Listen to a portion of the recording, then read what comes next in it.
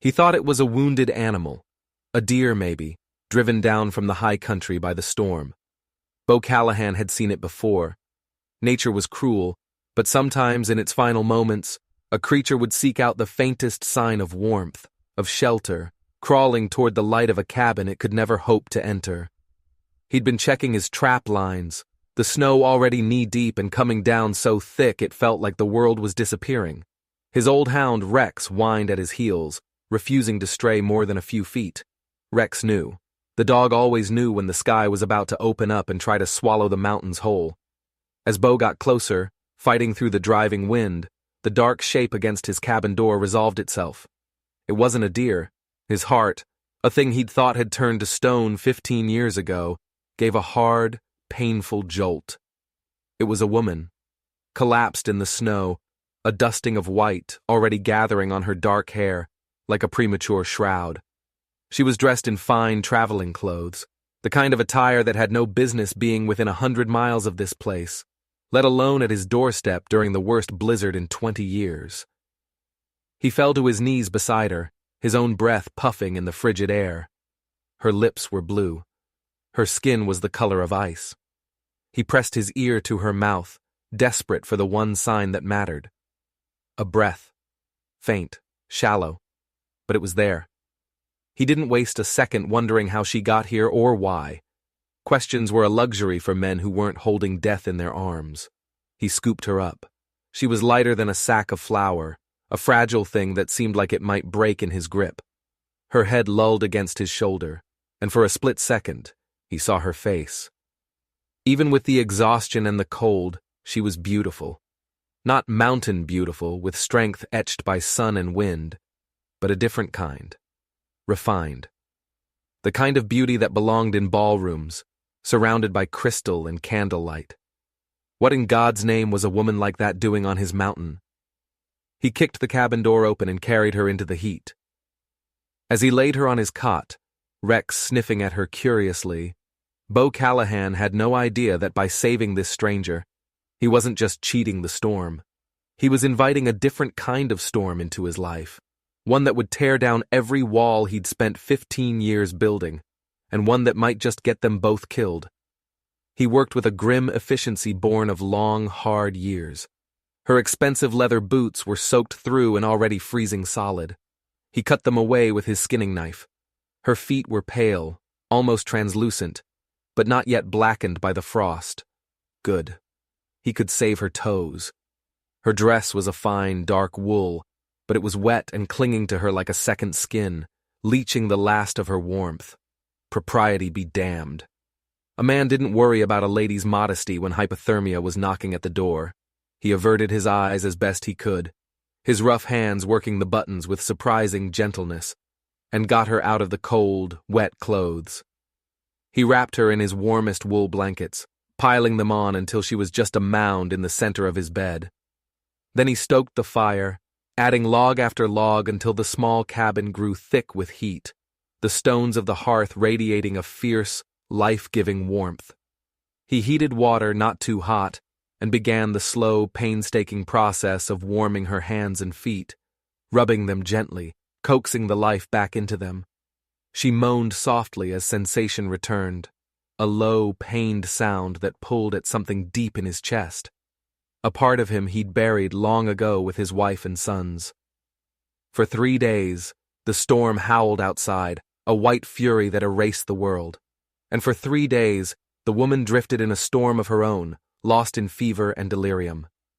He sat by her side, feeding her sips of warm broth when she could swallow, checking the color of her hands and feet, changing the blankets when the fever sweat soaked through them. In her fever dreams, she talked. The words were mumbled, broken fragments of a life he couldn't imagine. But the names were clear, and the fear in her voice was sharper than a shard of ice. "Marcus," she'd whisper, her voice tight with a terror that made the hair on his arms stand up. "Father, you can't." And once, in a voice so small and broken it felt like a physical blow, she pleaded with someone who wasn't there. "Please," she sobbed into the pillow. "Please don't." He found himself stroking her hair, murmuring reassurances he didn't know he remembered. You're safe now. Ain't no one gonna hurt you here. On the fourth morning, the storm outside broke. The wind died down, and a weak, watery sunlight filtered through the small cabin window. At the same moment, as if tied to the weather itself, the woman's fever broke. Her eyes fluttered open. They were the clearest green he had ever seen, the color of a mountain meadow in spring. She stared at him, taking in his bearded face, his rough-spun clothes, the bare, functional walls of the cabin. She looked at the bearskin rug on the floor, the rifle mounted over the fireplace, and the way the air smelled of pine and wood smoke, and him. Her gaze returned to his, and for a long, silent moment, the world seemed to hold its breath. "You saved my life," she said. Her voice was a hoarse whisper, but it carried the unmistakable soft vowels of Eastern refinement. "Storm would have killed you," he replied, his own voice sounding like gravel after days of disuse. He was suddenly intensely aware of his own rough appearance, of the wildness that clung to him. She tried to sit up, wincing as a wave of dizziness hit her. How long have I been here?" 4 days. Her eyes widened, and something that looked a lot like panic flashed in their green depths. 4 days? Oh God, I have to go. She struggled to rise, the blankets falling away to reveal the simple shift he'd put her in. He moved quickly, pressing a firm but gentle hand on her shoulder. "You need to rest. Whatever you're running from, it ain't following you through 3 feet of fresh snow."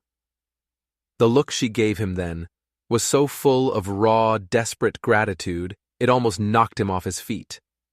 When was the last time anyone had looked at him like that? Like he was a savior, instead of a ghost haunting a mountain. "I'm Rosalind," she said softly, as if the name itself was a secret she was entrusting to him. Rosalind Hart. "Bo Callahan," he grunted, moving back toward the fire, uncomfortable with the intensity of her gaze. "You're safe here, Miss Hart. Nothing can reach you here." As he said it, he saw her composure finally crumble. The mask of strength fell away, and she buried her face in her hands, her shoulders shaking with silent sobs. He busied himself at the stove, making coffee, slicing bread, doing anything to avoid the powerful, terrifying feeling her tears stirred in him. He was a man who had chosen to be alone. He liked the silence, the solitude, the simple fact that there was no one left to disappoint and no one left to lose. But as he felt the weight of Rosalind Hart's gaze on his back, he had the sinking feeling that his 15 years of peace were officially over. The woman in his cabin was a mystery, and every piece he uncovered only made the puzzle more dangerous. A week passed. The snow outside began to melt under a stronger sun, but the trails were still impassable. Inside the cabin, a fragile truce settled between them. Rosalind, as she regained her strength, insisted on earning her keep. She took over the cooking, her refined hands struggling with the heavy cast-iron skillet and the peculiarities of his wood-fired stove. "You don't owe me a thing," he'd told her gruffly. "Perhaps not," she'd replied, her chin held at a determined angle. "But I've never been one for charity, Mr. Callahan." Charity. The word stung. Was that what this was? He spent his days outside, checking traps, splitting wood, putting distance between them. But he was always aware of her. Of the way she moved, the sound of her humming softly to herself, the scent of the soap she used, a faint floral note that was completely out of place in his world of pine and leather. She was changing things just by being there, making him see his own rough existence through her eyes. The afternoon he found the dress, everything shattered. He'd been clearing out the small storage space to give her more privacy. Her traveling bag, the one he'd emptied when she'd first arrived, was tucked in a corner. He'd meant to just move it, but the clasp came undone, and the contents spilled out. Changes of undergarments, fine linen things that cost more than he made in a month of trapping. A silver-backed brush and mirror set. A small leather purse heavy with coins. She was wealthy. That was no surprise. But at the bottom of the bag, wrapped in oilcloth, was something else. He lifted it out, and the air left his lungs. It was a wedding dress, or what was left of one. The silk, once a pristine white, was stained with mud and something darker that looked horribly like dried blood. It was torn, savaged, ripped as if by a wild animal. The delicate lace on the bodice was shredded, the front ripped open, one sleeve hanging by a single, pathetic thread. This wasn't a dress that had been damaged in travel. This was a dress that had been destroyed in an act of pure, violent rage. His mind flashed back to her fevered whispers. "Marcus, please don't." He stood there, the ruined gown in his hands, the story it told screaming in the silent cabin. "Oh, God!" He spun around. Rosalind was standing in the doorway, her face as white as the snow outside. Her eyes were fixed on the dress, and her expression was one of such profound anguish that he felt it like a fist to his gut. I didn't want you to see that," she whispered, her voice trembling. "I should have burned it." The dress fell from his numb fingers. He didn't think. He just moved. In 3 long strides he was across the room, and he pulled her into his arms, holding her tight as a lifetime of suppressed terror finally broke free. She sobbed against his chest, great, racking sobs that shook her entire body, and he just held on, stroking her hair, murmuring wordless comfort like he would to a spooked horse. When the storm of her grief finally passed, she pulled back, her eyes red-rimmed, but frighteningly steady. "Tell me," he said, his voice rough. "Tell me what happened." And she did. The story spilled out, a torrent of ugliness that made the clean violence of the mountains seem like child's play. His name was Marcus Thornfield. Their marriage had been an arrangement, a merger of 2 powerful Eastern families. She thought she could learn to love him. He was handsome, charming, wealthy. But as the wedding day approached, a different man began to emerge. A man of small cruelties, of cutting remarks, of a possessiveness that felt like a cage slowly closing around her. "He liked to remind me that a wife's place was to be silent and decorative," she said, her voice hollow. "When I tried to postpone, he made it clear the choice was no longer mine." Her hand went to her throat, a reflexive, protective gesture. "The night before the wedding, I told him I couldn't do it. I couldn't marry him." Her voice broke. "He said if I was going to act like a whore, he would treat me like one. He tore my dress. He struck me." A rage, cold and pure as a mountain spring, flooded Beau's veins. His hands clenched into fists at his sides. "If his mother hadn't come looking for us," she whispered, "I think he would have killed me." She'd waited until Marcus was passed out drunk from celebrating his victory, then she'd taken what money she could find and run.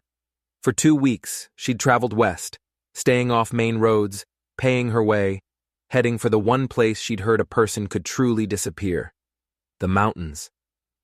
"I suppose I thought I could just vanish," she said with a bitter laugh, "like a character in a Penny Dreadful novel. Instead, you nearly froze to death on my doorstep. Instead," she looked up at him, and her gaze was so full of trust it made his chest ache. "I found you." He cupped her face in his hand, his thumb brushing away a tear. "Rosalind," he said, and his voice was deadly serious. "A man like that, with that kind of money and power, he's not going to just let you go. He'll send men." "I know," she whispered, her hand covering his. "That's why I have to leave. I can't put you in danger." "The hell you can't," he growled, the words ripped from his gut. "You think I'm going to let you walk out of here? Let his hired guns drag you back to him?" He shook his head, a fierce, protective instinct he hadn't felt in 15 years rising up in him. "You don't understand, Rosalind. I understand that Marcus Thornfield is about to find out what happens when you threaten what's mine." The words hung in the air between them, shimmering with a meaning neither of them had dared to acknowledge. "Yours," she whispered, her eyes searching his face. He didn't answer with words. He bent his head and kissed her. It wasn't a gentle kiss. It was raw, possessive, a declaration. It was 15 years of loneliness and grief and solitude poured into a single, desperate act. She melted against him, her hands fisting in his shirt, and kissed him back with a fierce hunger that met his own. When they finally broke apart, both of them were breathless. "Stay," he said, his voice rough. "Stay until spring. Let me protect you." Her eyes were shining with tears, but this time they weren't tears of fear. She nodded, a single decisive movement. "I'll stay." But as he held her, a cold thought snaked its way into his mind. Spring would come, the snow would melt, the world would return, and he knew, with a certainty that chilled him to the bone, that Marcus Thornfield would come with it. The kiss changed everything. An invisible line had been crossed. The space between them now crackled with a new tension, a constant, thrumming awareness. They moved around the small cabin like dancers in a space too small, careful not to brush hands, avoiding each other's eyes for a moment too long. But necessity was a harsh teacher. To survive the winter, they had to work together. And in that shared work, a new kind of intimacy began to grow. "Show me," became Rosalind's mantra. She was a desperate, hungry student. "Show me how to bank the fire so it lasts the night. Show me how to read the clouds. Show me how to skin a rabbit without turning my stomach. Show me how to shoot." He found himself rediscovering his own world through her eyes. The simple, brutal beauty of it, the satisfaction of a day's hard work, the quiet rhythm of survival. She was a quick study, her soft hands blistering and then callousing, her back aching, but she never complained. There was a core of steel in her he hadn't expected. "You're not what I thought you'd be," he said one afternoon, watching her expertly load the rifle he was teaching her to use. "What did you think?" she asked, not looking up from her task. "Someone who'd break." She finally looked at him, a small, defiant smile on her lips. "I've been breaking my whole life, Mr. Callahan. I'm just finally learning how to put the pieces back together in a new shape." She was a puzzle, a society lady who could learn to handle a rifle, a fragile beauty with the heart of a survivor. Every day, he felt himself falling a little deeper, and it terrified him. Love was a wound he never wanted to suffer again. Then, one evening, while he was mending a trap and she was writing in a small journal she'd started, she looked up and asked the question he'd been dreading. "What about you, Bo? What's your story? What are you running from?" He was quiet for so long he thought she'd let it drop. But she just waited, her green eyes patient, watching him. So he told her. He told her about Jacob Bogard Callahan, son of a Virginia gentleman. He told her about his wife, Catherine, and his 2 young sons, Thomas and James. He told her about the fever that had swept through their town like a thief in the night, taking all 3 of them in the space of a single week. "I buried my whole world," he said, his voice flat and devoid of emotion. "Sat through the condolences, listened to the whispers, and I realized I was a ghost in my own home. So I sold everything, walked away, and came here to be left alone." "For 15 years, she whispered, her expression full of a sorrow that was for him. "It was easier that way," he said. "No one to lose." He looked at her then, and the words came out before he could stop them. "Until you." The admission hung in the cabin, more dangerous than any loaded gun. She closed her journal and came to him, kneeling before his chair. She took his calloused, weathered hands in her own. "You're not just a hermit, are you?" she said softly. "There's more to your story." He didn't answer. He couldn't. The next day, the first stranger arrived. Rex started barking first, a low, guttural growl that meant business. Bo looked up from the woodpile and saw him at the edge of the tree line. A man dressed in buckskins, carrying a long rifle, moving with the quiet confidence of someone who knew the mountains. But he wasn't one of the local trappers or Blackfoot traders Bo knew. This was someone new. "Stay inside," Bo said to Rosalind, his voice low and hard. He picked up his own rifle and moved to intercept the man before he got any closer to the cabin. "Looking for someone," the stranger said, his eyes flicking past Bo toward the cabin.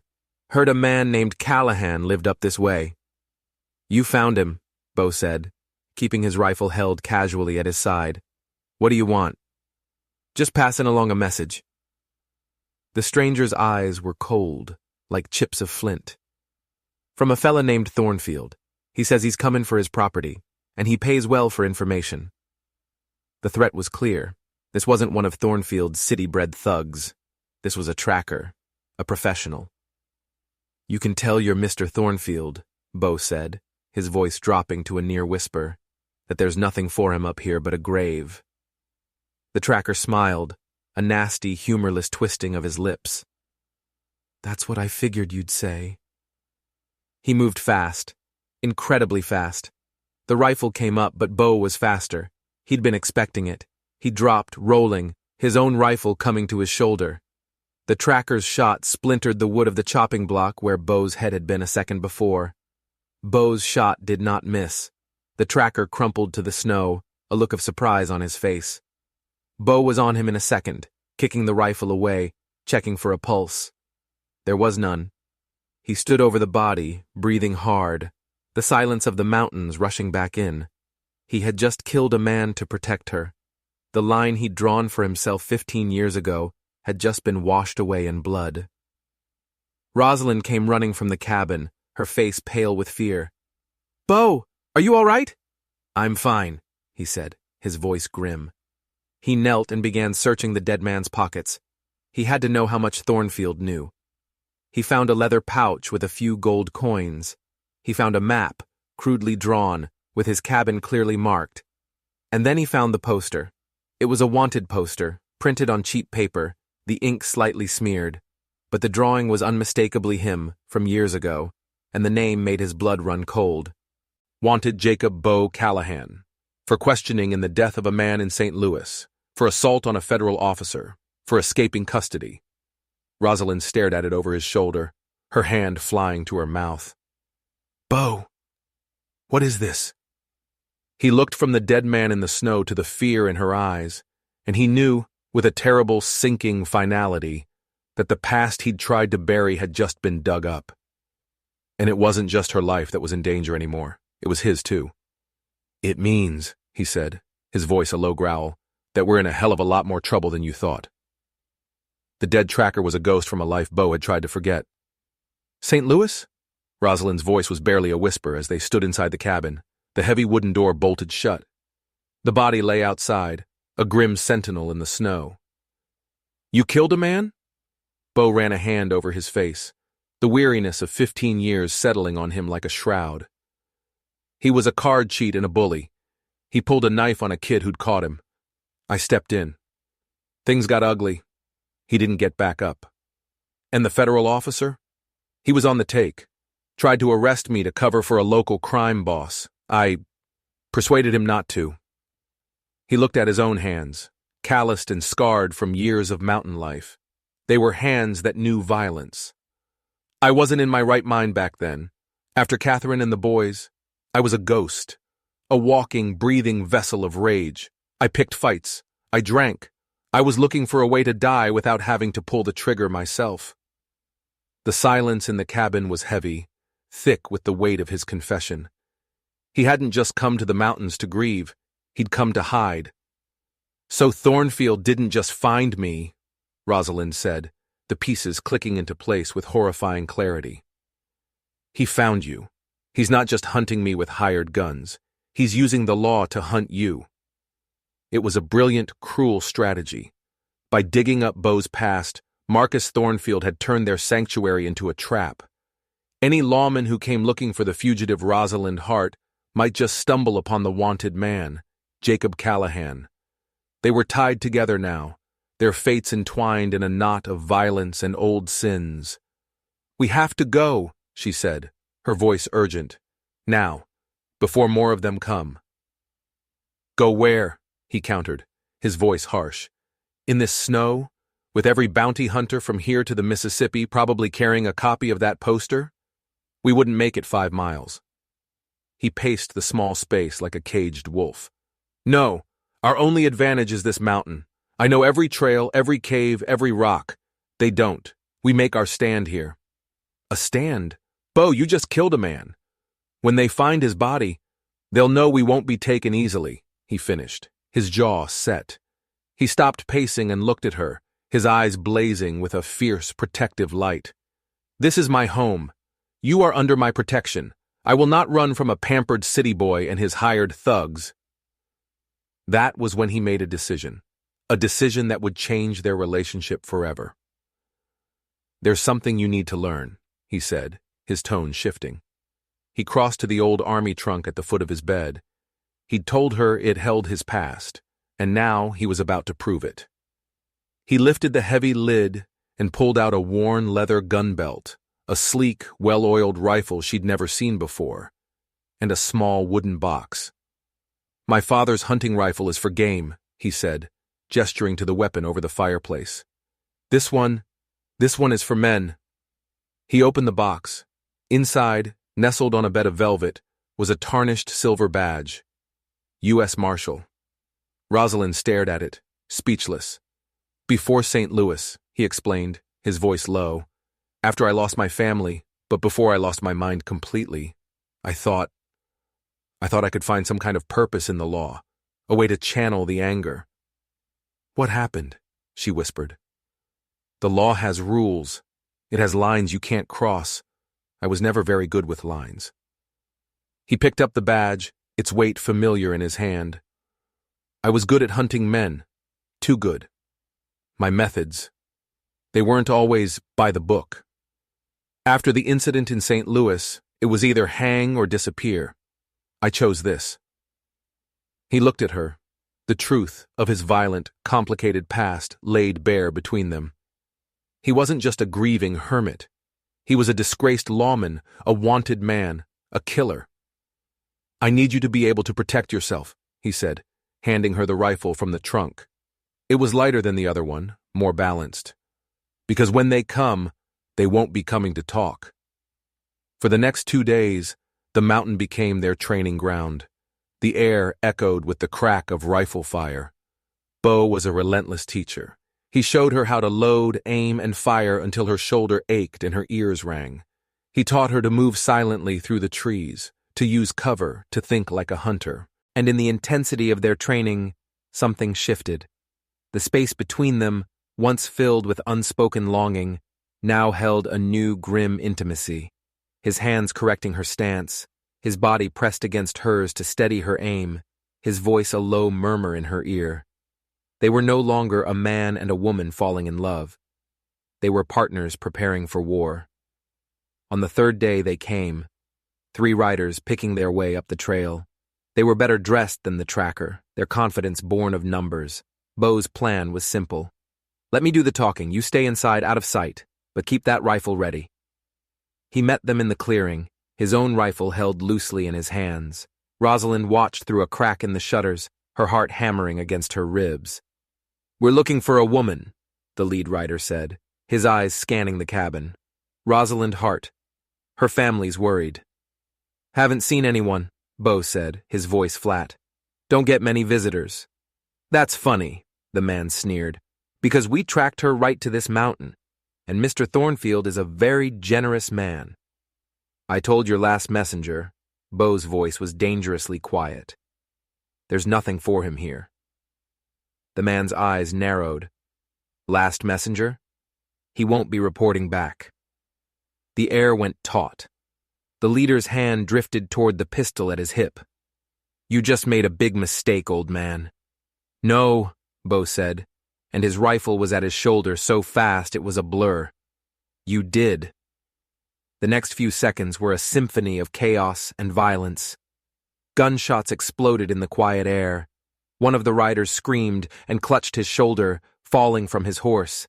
The other 2 spurred their mounts back, firing wildly as they retreated down the mountain.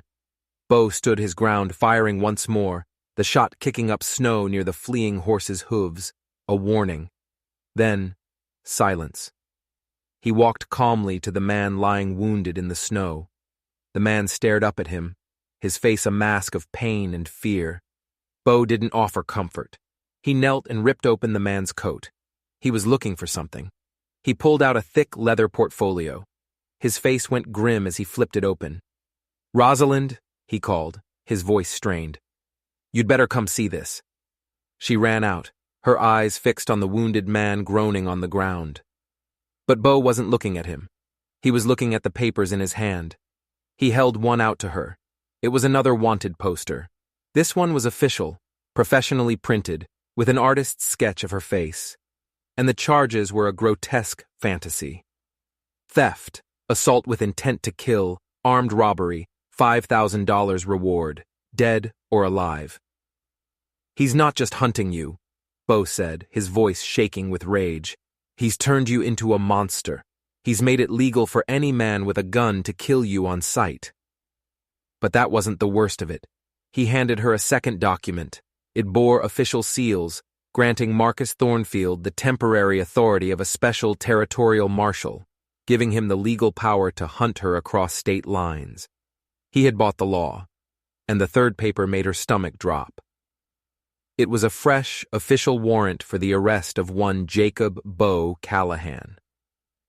Thornfield hadn't just found his past, he'd resurrected it, and now it was coming for them both. The world shrank to the size of the small, stuffy cabin. Outside, a wounded man's groans slowly faded into silence as the cold claimed him. Inside, the documents lay on the table like a death sentence. Marcus Thornfield had played his hand brilliantly. He had twisted the law into a weapon, and now that weapon was aimed directly at their hearts. With official warrants for both of them, any posse that came up the mountain would be acting with the full authority of the government. They weren't just fugitives anymore. They were enemies of the state. "We can't fight this," Rosalind said, the hopelessness of it all crashing down on her. "If we kill them, more will come, an endless wave of lawmen and bounty hunters, all of them believing we're dangerous criminals." Bo didn't answer. He was staring at the papers, his mind working, the mind of a lawman, a hunter, a survivor. She could almost see the gears turning, calculating the impossible odds. "You're right," he said finally, his voice unnervingly calm. "We can't fight the law, so we have to use it." "What are you talking about?" He looked up at her, and the look in his eyes was wild, desperate, and terrifyingly brilliant. "The warrant says they want you dead or alive, so we'll give them dead." It took her a second to understand. "Bo, no, not for real," he said quickly, his hands gripping her shoulders. "We stage it. We make it look like you died. An accident, a fall, an avalanche.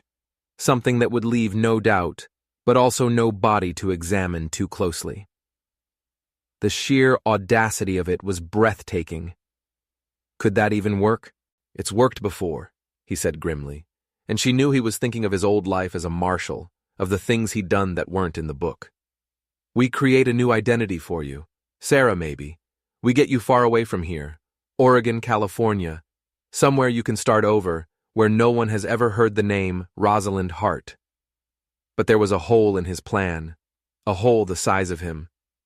"And what about you? What about your warrant?" His face hardened. "I'll lead them on a chase, give you time to get away. I'll draw them west, south. It doesn't matter, as long as it's away from you." She stared at him, horrified. He was planning to sacrifice himself, to become a decoy while she escaped. "No, absolutely not. I will not leave you. Rosalind, it's the only way." "I don't care. We do this together, or we die here together. I will not spend the rest of my life as a ghost, wondering if you died alone in the wilderness for me." The argument raged between them, fierce and desperate, but she would not yield. The woman who had fled Marcus Thornfield was gone. In her place was a woman who had found something worth fighting for, something worth dying for. Finally, he slammed his fist on the table, the papers scattering. "Damn it, woman! You are the most stubborn—" His voice broke. He pulled her to him, his arms wrapping around her like steel bands. All right, together." A new plan began to form, even more desperate than the last. They would fake both their deaths, burn the cabin, leave behind enough evidence to suggest 2 bodies consumed by the flames, 2 fugitives who had met a fiery end. It was a long shot, a 1 in a million chance, but it was the only chance they had. That night, As the wind howled outside and the body of another dead man lay freezing in the snow, Bo Callahan did something that defied all logic. He knelt before her, in the middle of their desperate war planning. He held out a small, simple object he'd pulled from the depths of his trunk. It was a ring, a simple gold band with a tiny, sparkling stone. "It was my mother's," he said, his voice thick with an emotion he could no longer suppress. "I know this is insane. We might not live to see the sunrise, but I can't go into whatever comes next without you knowing. I love you, Rosalind Hart, and I want to die as your husband." Tears streamed down her face, but she was smiling. It was the most beautiful, most insane, most perfect proposal in the history of the world. "Yes," she whispered, her voice choking. "Yes, Jacob Callahan, 1,000 times, yes." He slipped the ring onto her finger. It was a perfect fit, a promise made in the shadow of death. They had no minister, no witnesses but the ghosts in the room and the storm outside. But as he kissed her, it was the most sacred vow either of them had ever made. They were husband and wife, and they had less than 12 hours to live, or to disappear forever. The roar of approaching horses shattered the pre-dawn stillness. They weren't coming in a small group this time. It sounded like an army. "He's here," Bo said, his face grim as he peered through the shutters. Thornfield himself. And he wasn't alone. A full posse, at least a dozen men, surrounded the cabin, their rifles glinting in the pale morning light. Their desperate plan to fake their deaths in a fire was now impossible. There was no time. There was no escape. This was the end of the line. "Rosalind," Bo said, his voice calm, but his eyes were blazing. He handed her the rifle. "Whatever happens, we face it together, as husband and wife." She took the rifle, her hand steady. The fear was gone, replaced by a cold, hard certainty. She stood by her husband's side, ready to face the man who had tried to destroy her. "Callahan!" The voice boomed across the clearing. It was Marcus Thornfield, arrogant and commanding even from a distance. "Send out my fiancée and I might let you live," Bo shouted back, his voice ringing with defiance. "She's not your fiancée, she's my wife." A stunned silence fell over the posse, then Thornfield's enraged roar. "Liar! Kill him! Burn the cabin to the ground!" The world erupted in a storm of gunfire. Bullets ripped through the thin wooden walls of the cabin. Splinters flew like shrapnel. A lamp shattered, spilling oil across the floor. Bo and Rosalind returned fire, moving from window to window, a practiced, deadly team. They were outnumbered, outgunned, and trapped. But they were fighting for more than just their lives. They were fighting for the future they had promised each other. A stray bullet struck the oil-soaked floorboards. Flames erupted, licking up the walls with terrifying speed. The cabin was turning into a death trap. Smoke filled their lungs, hot and acrid. "The creek!" Bo yelled over the roar of the fire and the gunfire. "It's our only chance!" He kicked open the back door, laying down a hail of covering fire. "Go, now!" Rosalind scrambled out into the cold morning air, the heat of the fire at her back. She ran toward the frozen creek that ran behind the cabin, Bo right behind her. Thornfield's men were closing in, their shouts of triumph ringing in her ears. They reached the bank of the creek. The ice was thick, but Bo knew a spot, a place where the current ran fast and deep beneath the surface. "He wants you alive!" Bo shouted, shoving her toward the weak spot. "He'll follow you in!" He was right. Thornfield himself, his handsome face contorted in a mask of rage, broke through the trees, his pistol aimed right at them. "It's over, Rosalind!" he screamed. "You're mine!" Just as he reached the creek's edge, Bo slammed the butt of his rifle down on the ice. It cracked, then shattered. Thornfield, caught by surprise, stumbled, his arms windmilling as he tried to keep his balance. With a cry of rage, he plunged into the freezing black water. The shock of the cold hit him like a physical blow. The current, swift and powerful, grabbed him, pulling him under the ice. But he didn't go alone. In his desperate struggle, his hand shot out and clamped onto Rosalind's ankle like a manacle. She screamed as she was dragged down with him into the icy darkness. The cold was a living thing, a malevolent entity that stole her breath and squeezed her heart. Under the ice, the world was a terrifying, disorienting blur of black water and pale light. Marcus was a dead weight, his grip on her ankle an iron anchor pulling her down, his body thrashing in the final, desperate throes of death. She kicked, struggled, her lungs screaming for air, but he wouldn't let go. He was determined to take her with him. Then, a shape plunged into the water beside her. Bo. His eyes, wide and fierce, found hers in the murky depths. He ignored Thornfield. He was focused only on her. He grabbed her, his powerful arms pulling her toward the hole in the ice. But Thornfield's grip was unbreakable. Bo didn't hesitate. He drew the skinning knife from his belt. There was a flash of steel in the dark water. A cloud of red bloomed around Thornfield's hand. His grip slackened. Bo shoved her upward, toward the air, toward life. Her head broke the surface and she gasped, a raw, ragged breath of freezing air that felt like swallowing fire. Hands from the posse, their faces a mixture of shock and confusion, grabbed her, pulling her out onto the solid ice. She turned, screaming Bo's name, just in time to see the current pull him under the ice, away from the opening. He was gone. The world went silent. The crackle of the burning cabin, the shouts of the men, it all faded into a dull roar. Rosalind lay on the ice, soaked and freezing, her heart a frozen lump in her chest. He had saved her, but he had been lost. The posse, their leader drowned and their mission in chaos, was in disarray. They didn't know what to do. The warrants were for a woman who was half dead and a man who was now fully dead. Their fight was over. They wrapped her in blankets, their rough attempts at comfort a cruel mockery of her grief. They would take her back, they said, back to civilization. She would have to answer for her crimes, but at least she was alive. Alive. The word was meaningless. She didn't fight them. She didn't speak. She let them lead her away from the smoldering ruins of the cabin, away from the creek that had become her husband's grave.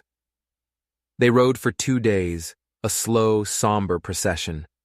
Rosalind was lost in a fog of grief so thick it felt like she was still underwater.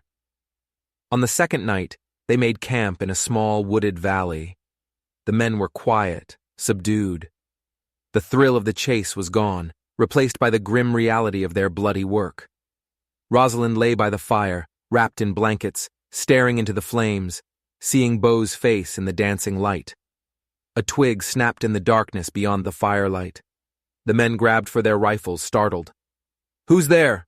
one of them called out nervously. A figure stepped into the light. He was gaunt, his face bruised and cut, his clothes torn. He looked like a man who had been to hell and back, but he was alive. It was Bo. Rosalind's heart stopped, then started again with a painful, soaring jolt. Bo! He had fought his way out. He had survived the creek, crawling out of the water a mile downstream, battered but alive. He had tracked them, moving like a ghost through the mountains, waiting for his moment. The posse stared at him, their rifles raised, caught between their duty and the raw, undeniable fact of the man before them. He wasn't a monster. He was a husband who had come back from the dead for his wife. "The warrants are void," Bo said, his voice raspy but strong. "Thornfield is dead. His authority died with him. The warrant for my wife was based on his lies. And the one for me, well, I reckon 15 years in the mountains and saving a woman from a monster like him has earned me a pardon." He was bluffing. He had no legal standing. But he spoke with the absolute authority of a man who had nothing left to lose.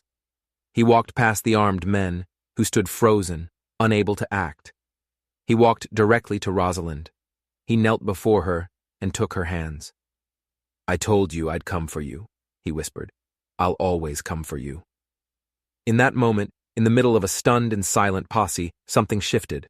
The law, with all its papers and seals, seemed fragile and meaningless compared to the force of nature that was Bo and Rosalind's love. The leader of the posse, a grizzled veteran with tired eyes, slowly lowered his rifle. "The warrants," he said, his voice gruff, "got lost in the fire. We found no one. The fugitives were consumed. He turned to his men. We ride back in the morning. We tell them the case is closed. He looked at Bo and Rosalind, a flicker of something.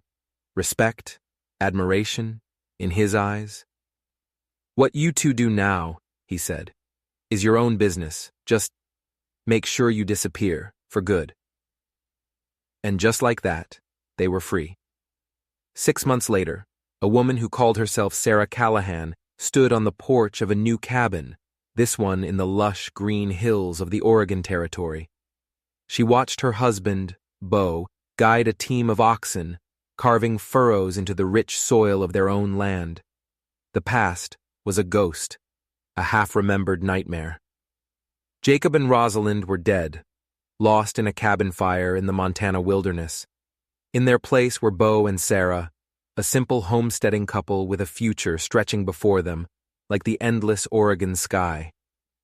Bo finished his row and walked toward the porch, his face tan and healthy, his smile easy and frequent. The haunted look was gone from his eyes, replaced by a deep, abiding peace.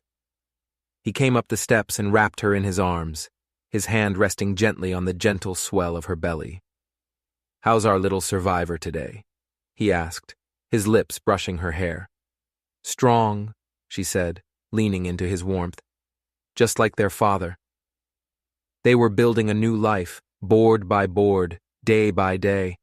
They had faced death, defied the law, and walked through fire. They had lost everything, only to find that they already had everything that mattered.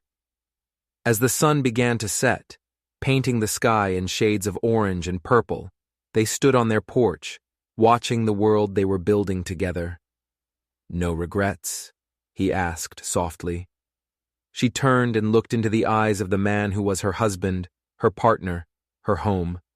The disgraced lawman, the grieving hermit, the fierce protector, the man who had walked back from a watery grave for her. "None," she said, and her smile was as bright and hopeful as the rising moon. "Not a single one." They had found each other in a storm, and in the end, their love was the one force of nature that could not be broken. If you enjoyed this story of love and survival against all odds, make sure you hit that subscribe button and turn on notifications. You never know when the next storm is coming, and trust me, you won't want to miss the story it brings.